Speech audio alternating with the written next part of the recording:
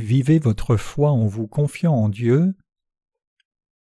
Marc 2, versets 13 à 22. Jésus sortit de nouveau du côté de la mer. Toute la foule venait à lui et il les enseignait. En passant, il vit Lévi, fils d'Alphée, assis au bureau des péages. Il lui dit « Suis-moi ». Lévi se leva et le suivit. Comme Jésus était à table dans la maison de Lévi, beaucoup de publicains et de gens de mauvaise vie se mirent aussi à table avec lui et avec ses disciples, car ils étaient nombreux et l'avaient suivi. Les scribes et les pharisiens, le voyant manger avec les publicains et les gens de mauvaise vie, dirent à ses disciples « Pourquoi mange-t-il et boit-il avec les publicains et les gens de mauvaise vie ?» Ce que Jésus ayant entendu, il leur dit « Ce ne sont pas ceux qui se portent bien qui ont besoin de médecins, mais les malades. Je ne suis pas venu appeler des justes, mais des pécheurs. » Les disciples de Jean et les pharisiens jeûnaient. Ils vinrent dire à Jésus « Pourquoi les disciples de Jean et ceux des pharisiens jeûnent-ils, tandis que tes disciples ne jeûnent point ?» Jésus leur répondit « Les amis de l'époux peuvent-ils jeûner pendant que l'époux est avec eux ? Aussi longtemps qu'ils ont avec eux l'époux, ils ne peuvent jeûner. Les jours viendront où l'époux leur sera enlevé, et alors ils jeûneront en ce jour-là. Personne ne coud une pièce de drap neuf à un vieil habit, autrement la pièce de drap neuf emporterait une partie du vieux, et la déchirure serait pire. Et personne ne met du vin nouveau dans de vieilles outres, autrement le vin fait rompre les outres, et le vin et les outres sont perdus, mais il faut mettre le vin nouveau dans des outres neuves. » Il pleut. Le météorologue nous dit qu'il va faire froid après cette pluie d'automne. Il semble que Dieu va nous donner une nouvelle saison. Je prie que nos cœurs soient renouvelés pendant que la saison change. Le chapitre 2 de l'Évangile de Marc nous enseigne ce que Jésus-Christ signifie pour nous. Notre Seigneur Jésus-Christ est Dieu fondamentalement, et donc il est pleinement qualifié pour être notre Sauveur qui a remis tous nos péchés. Il est le Messie qui est venu pour sauver tous les croyants en expiant tous les péchés du monde. Il est le juge qui peut dire si quelqu'un a reçu la rémission des péchés ou non. Il punit les pécheurs et récompense les gens sans péché en son temps. Nous pouvons vérifier ces faits dans les Écritures d'aujourd'hui.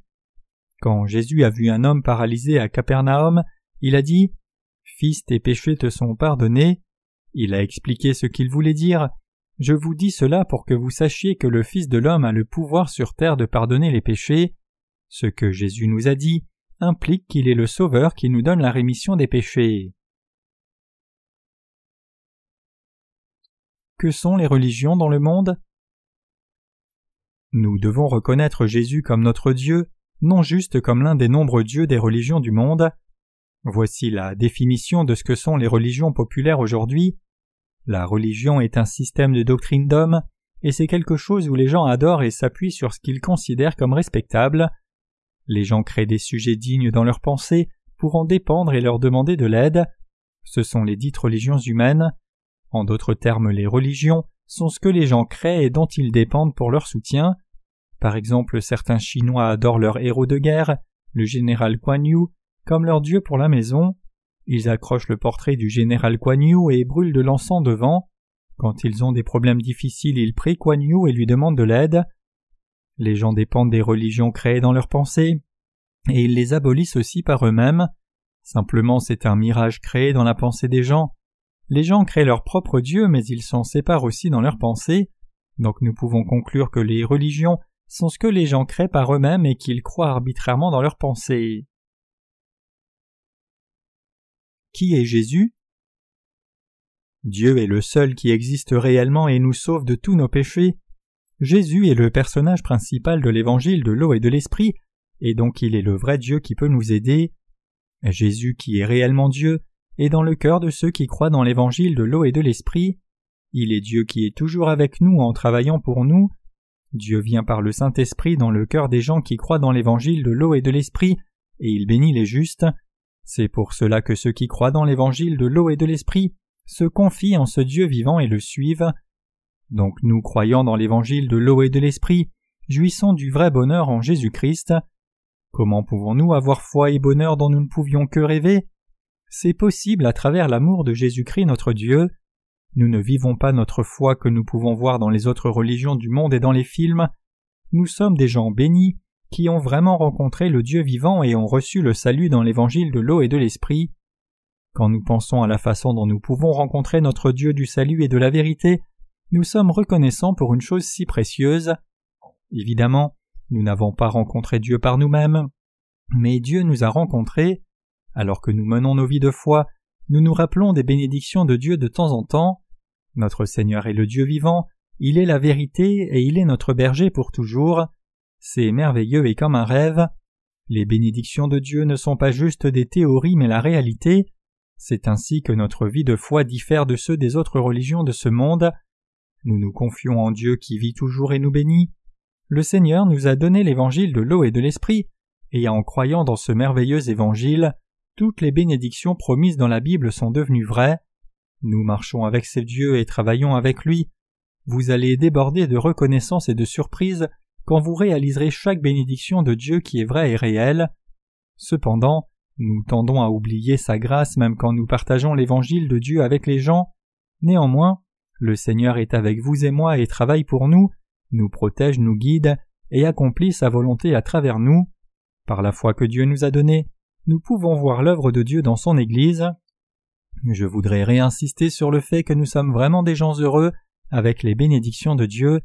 Nous pouvons voir juste avant le passage des Écritures d'aujourd'hui que Jésus a rencontré un paralytique et a remis ses péchés en disant « Tes péchés te sont pardonnés ».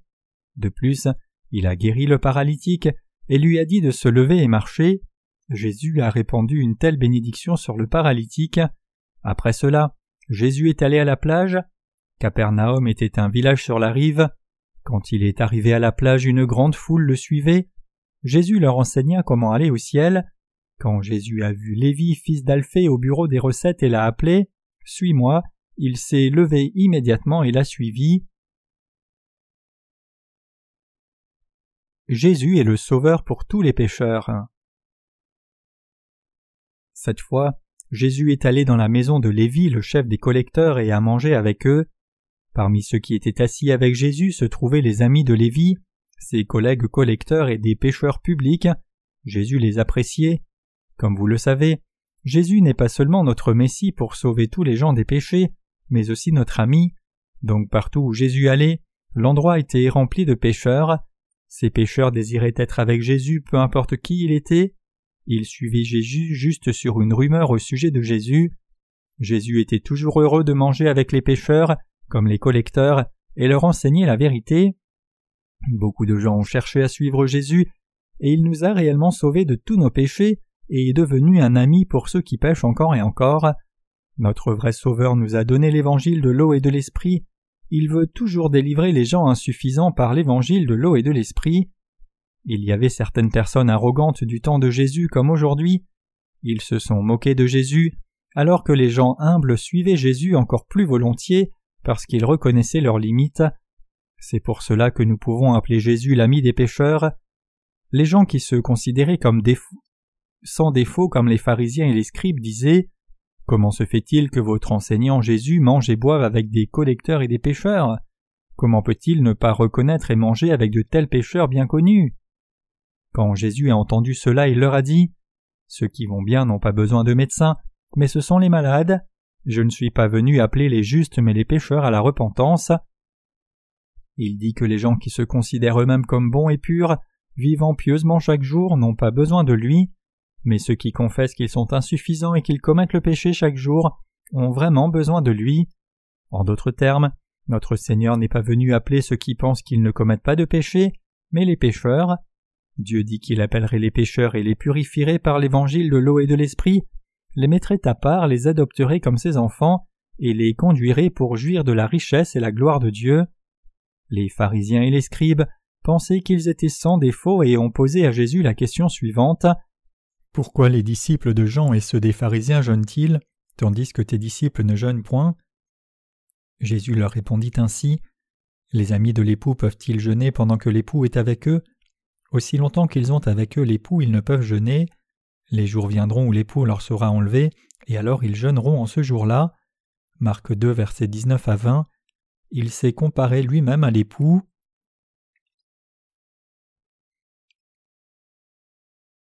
Personne ne coud un morceau de tissu neuf sur un vieux vêtement.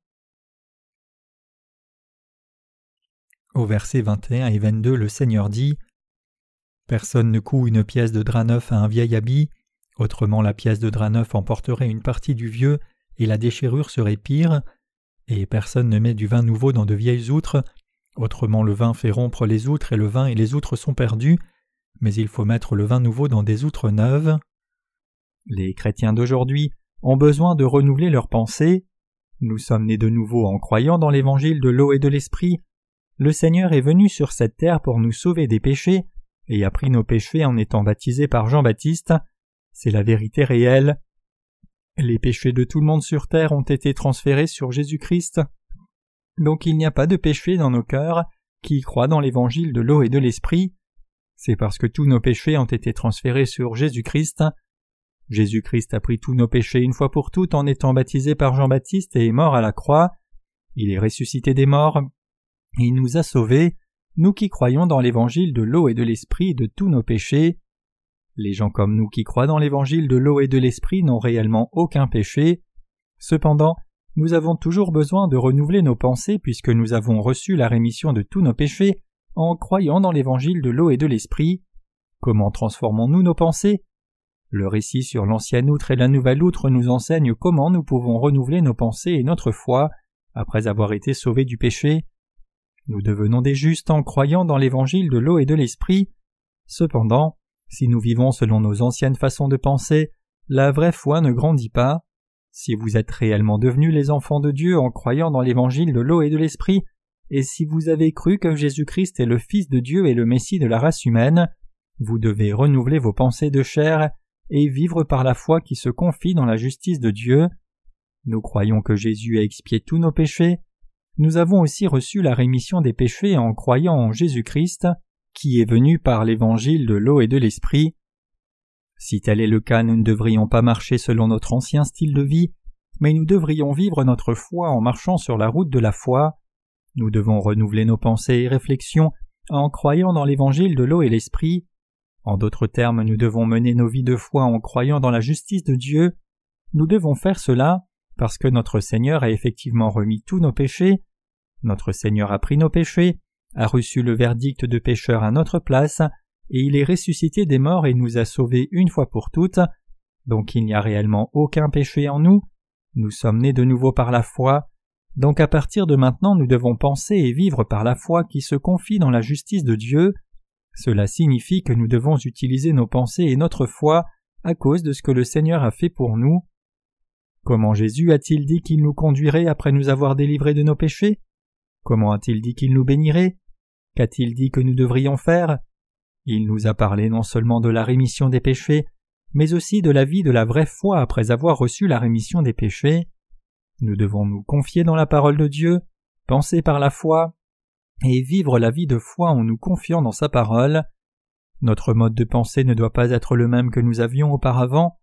Nous devrions pouvoir nous éloigner de nos anciennes habitudes une fois que nous croyons dans l'évangile de l'eau et de l'esprit et recevoir la rémission des péchés. Comme le dit l'Écriture, « Si quelqu'un est en Christ, il est une nouvelle création. Les choses anciennes sont passées. Voici, toutes choses sont devenues nouvelles. » 2 Corinthiens 5, verset 17. Nous devons former un nouveau modèle dans nos pensées, dans notre foi reçue de Dieu. Nous devrions mener une vie de foi qui se débarrasse de tout ce qui est ancien en nous confiant dans la justice de Dieu.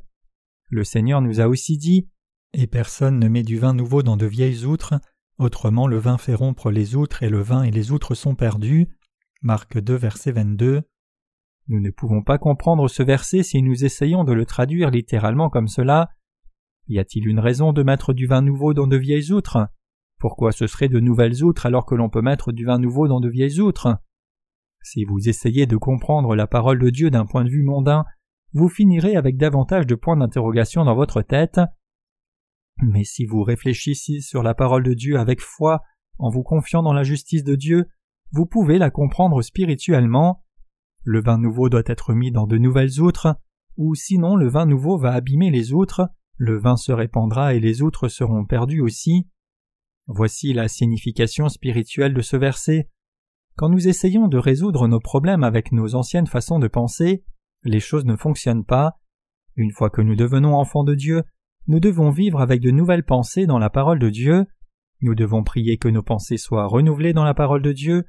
nous ne devons pas essayer de résoudre les problèmes de ce monde avec les coutumes ou systèmes de valeurs que nous avions avant de naître de nouveau. Nous devrions vivre avec une pensée renouvelée par la foi en nous confiant dans la justice de Dieu pour résoudre nos problèmes. C'est ainsi que nous pouvons garder les outres intactes. Autrement, les anciennes outres se briseront et perdront tout le nouveau contenu. Nous, en tant qu'humains, avons toujours beaucoup de problèmes pendant notre vie de foi, même si nous sommes sauvés par la foi.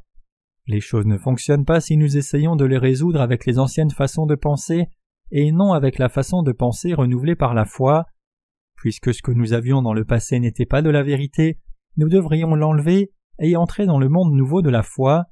Nos pensées de la chair ne sont pas parfaites et elles seront effondrées. Les pensées de la chair ne se mélangent même pas à la vérité ni ne contiennent la vérité. Nous perdrons la vraie foi si nous l'utilisons selon les standards du monde. En d'autres termes, non seulement les outres mais le vin aussi seront perdus, à moins que nous ne renoncions à nos pensées charnelles. C'est pour cela que le Seigneur a dit aux pharisiens et scribes et même aux chrétiens d'aujourd'hui qu'ils doivent mener une vie de foi avec des pensées renouvelées. Avant tout, nous devons savoir et croire que Jésus est Dieu qui a le pouvoir de remettre le péché et que Jésus est le Fils de Dieu. Tout comme Jésus-Christ remet nos péchés par l'évangile de l'eau et de l'esprit, nous devons penser et tirer des conclusions par la foi qui se confie dans la parole de Dieu que Jésus nous a donnée. Nous devons vivre nos vies en résolvant ces problèmes de cette façon. Découvrons ce qui ne va pas chez les chrétiens d'aujourd'hui. Il y a une pensée que tous les chrétiens devraient changer, et c'est que tous les chrétiens sont supposés être purs, propres, ne pas commettre de péché, et toujours faire de bonnes œuvres pour ne pas être mis en pièces. Jésus a mangé et passé du temps non seulement avec ses disciples, mais aussi avec nombreux pécheurs. Tant de pécheurs ont suivi Jésus. Les gens tendent à penser que vivre une vie droite et parfaite après avoir cru en Jésus apportera davantage de bénédictions de Dieu, mais ce n'est pas vrai quand il s'agit du salut. Nous sommes faibles et insuffisants, peu importe que nous soyons sauvés ou non. C'est pour cela que nous avons toujours besoin de la justice de Jésus, et c'est important pour nous de vivre par cette foi, tout comme le malade a besoin d'un médecin. Peu importe combien nous sommes insuffisants, le Seigneur est toujours avec nous. Le Seigneur demeure toujours avec nous pour nous aider et nous guider. Plus nous trouvons les faiblesses en nous, et plus nous connaissons nos faiblesses, plus nous sommes reconnaissants dans nos cœurs pour l'amour du Seigneur. Nous sommes remplis de joie et de remerciements envers Dieu pour nous avoir sauvés, nous qui sommes si insuffisants, par l'évangile de l'eau et de l'esprit. Quand nous nous voyons faibles et démunis, nous remercions Dieu de nous avoir sauvés de tous nos péchés et faiblesses. Lorsque nous voyons nos faiblesses, nous sommes incapables d'exprimer suffisamment avec des mots combien nous sommes reconnaissants d'avoir été sauvés de tous nos péchés en croyant dans l'évangile de l'eau et de l'esprit. Jésus a mangé avec des pécheurs après avoir expié tous leurs péchés, donc nous pouvons marcher avec Jésus en dépit de nos faiblesses. Je suis reconnaissant à Dieu de savoir que nous pouvons marcher avec lui juste à cause de ce qu'il a fait pour nous. Les justes devraient changer leurs pensées charnelles en pensées spirituelles. Nous ne devrions pas penser à la façon des pharisiens et des scribes. Jésus a accompagné les faibles, est devenu notre sauveur et nous conduit. Nous ne devrions pas penser que nous pouvons suivre Jésus à cause de nos actes droits. Jésus est le Messie, qui est venu dans ce monde sauver les pécheurs. Nous sommes de tels pécheurs jusqu'au jour de notre mort. Jésus est le Sauveur qui est venu et nous a sauvés une fois pour toutes. Il a fait cela par l'évangile de l'eau et de l'esprit.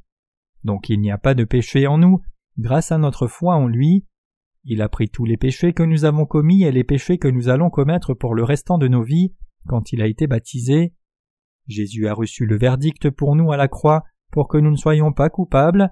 Cela signifie que nous sommes sauvés de nos péchés et nous irons au ciel en tant qu'enfants de Dieu sans condamnation, juste en croyant dans l'évangile de l'eau et de l'esprit. Nous pouvons toujours suivre Jésus en dépit de nos faiblesses. Le Seigneur marche avec nous indépendamment de nos infirmités. Non seulement cela, il nous enseigne, nous guide et nous bénit. C'est pour cela que nous devons nous débarrasser de nos anciennes façons de penser. Abandonnez toutes les habitudes et pensées que vous aviez avant de naître de nouveau. Ceux qui ont reçu la rémission des péchés par la parole de Dieu doivent se confier dans la parole de Dieu et agir en croyant dans la parole de Dieu. Si vous avez reçu la rémission des péchés après avoir cru dans l'évangile de l'eau et de l'esprit, vous ne devriez pas vivre selon votre ancienne façon de penser. Qu'a dit Jésus ? Ne nous a-t-il pas désignés de malades du péché qui commettons des péchés chaque jour? N'a-t-il pas dit que nos péchés sont comme le cramoisi? Rappelez-vous que Jésus a mangé avec les pécheurs. Alors les pharisiens et les scribes ont demandé à Jésus comment il pouvait manger avec les pécheurs et les collecteurs. Jésus leur dit qu'il était venu sauver et être avec ceux qui sont faibles et insuffisants, et qu'il serait le sauveur vrai et éternel pour eux. Donc nous devons changer nos pensées charnelles en spirituelles et suivre le Seigneur par la foi. Si nous ne changeons pas nos anciennes habitudes de pensée, nous n'honorons pas le fait que Dieu ait remis tous nos péchés par l'évangile de l'eau et de l'esprit. Nous devrions vivre par de nouvelles pensées de foi. Même après que nous recevions la rémission des péchés, nous péchons encore, donc nous devons dépendre de la justice de Dieu pour résoudre ces problèmes. Si vous ne connaissez pas l'évangile de l'eau et de l'esprit, vous devez l'apprendre. Le fait que vous ne connaissiez pas l'évangile de l'eau et de l'esprit signifie que vous ne croyez pas en Jésus. Vous ne devez pas seulement savoir, mais aussi croire que Jésus est venu sur cette terre et a été baptisé lui-même par Jean-Baptiste, est mort à la croix et nous a sauvés de tous nos péchés une fois pour toutes à cause de nos faiblesses. C'est ainsi que nous pouvons recevoir la rémission des péchés.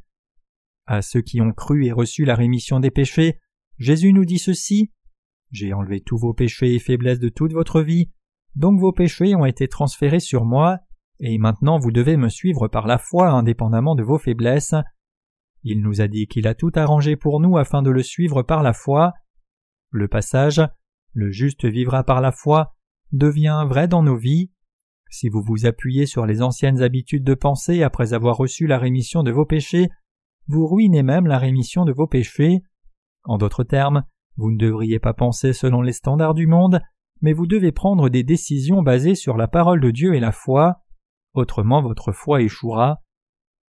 Ceux qui ne reçoivent pas la rémission de leurs péchés et croient en Jésus arbitrairement ne seront pas sauvés. Jésus a cherché les pécheurs quand les religieux se prévalaient de leur sainteté. Ils ne pouvaient pas être sauvés à cause de cette arrogance. Quand Jésus était dans une maison à Capernaum, un homme paralysé s'est présenté. L'endroit était rempli de gens comme une boîte de sardines, mais seulement 5 personnes ont pu rencontrer Jésus. C'étaient l'homme paralysé et ses 4 amis. Ces 5 personnes avaient une foi suffisante et ont reçu la rémission de leurs péchés. Par contre, le reste de la foule n'a pas reçu la rémission des péchés.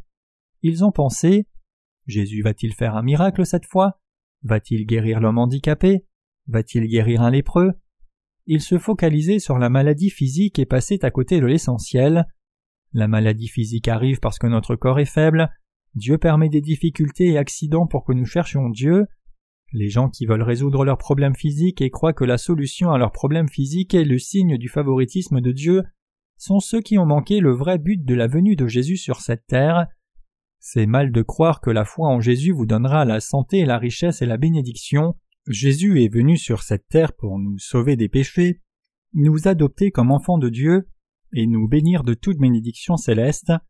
C'est vrai que nous sommes bénis corps et âme quand nous suivons le Seigneur avec foi, en nous confiant dans sa parole. Nous recevons les bénédictions quand notre foi grandit. Mépriser ce que Jésus a dit n'est pas une foi correcte. Les faux prophètes disent: « Croyez seulement en Jésus et vous serez sauvés. Croyez au sang de Jésus et vous serez aussi sauvés. Je prie que vous jouissiez d'une bonne santé et que tout aille bien pour vous. Si vous croyez en Jésus, votre maladie sera guérie. Si vous croyez en Jésus, tout ira bien. » Donc nous ne devrions pas interpréter sa parole sur la base de nos désirs du monde. C'est comme la parabole du vin nouveau dans les vieilles outres et de la perte du tout. Je vous assure que les vieilles outres vont se rompre quand du vin nouveau sera mis dedans. La parole de Dieu ne se conforme pas à nos pensées charnelles. Évidemment, le vieux vin a un meilleur goût. Beaucoup de pays européens comme la France produisent du vin, et une bouteille de vin très vieux peut coûter jusqu'à plusieurs millions de dollars. Qu'est-ce que cela signifie que du vin nouveau doive être mis dans de vieilles outres, alors que l'ancien est meilleur que le nouveau? Cela parle du genre de foi que nous devrions avoir, après avoir cru dans la parole de vérité et avoir reçu la rémission de nos péchés. Nous devons nous confier dans ce que Dieu dit dans la Bible et prendre la parole de Dieu telle qu'elle est et le suivre. C'est ainsi que nous pouvons garder notre foi et recevoir la direction vers le royaume céleste. Il y a des gens qui ont quitté l'Église après avoir reçu la rémission des péchés. Ils se font des amis de ceux des autres communautés chrétiennes. Alors les groupes religieux et l'individu sont perdus. Une fois qu'une personne qui vient de devenir du vin nouveau est mise dans de vieilles outres, tout devient inutile. Vivre une vie de foi dans un groupe religieux ruine le groupe et la personne.